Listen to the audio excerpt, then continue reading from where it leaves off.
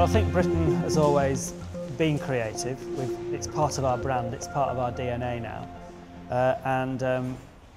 What we do without it, I don't know, because we've lost manufacturing, obviously. But luckily, creativity has taken up some of that slack. We've got a history of, I think, fresh thinking in the UK, you know, through everything, through music, fashion, art, design, film and food.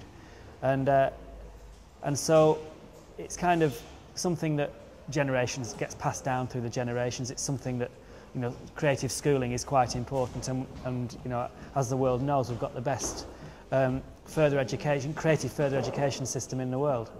It's like anything, if a brand has got a timeless creative history and provenance behind it, it helps it to go forward, because it means that it becomes embedded in the DNA. And that's something that's happened to Britain. You know, we've got this amazing heritage of, you know, what other country, you know, could have created the mod movement? You know, what other country could have taken punk? I know there was a punk aesthetic going on in America, but we took it in Britain and took it to a new level. If you look at everything from acid house, it may have been playing with black music out of Chicago, but for some reason we're able to take that germ of an idea and turn it into something else, whether it's music, fashion, whether it's art or design. I think you know, what is it that makes us so creative here? Well, I think it's the fact that we are a small island, that we haven't got the kind of amazing beach culture that LA could have, or that Australia could have.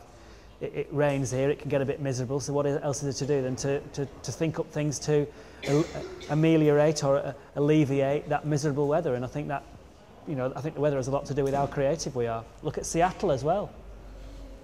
So I think it's almost like having, you know, an extra pair of hands, and you've got, you know, you can look at things in 3D.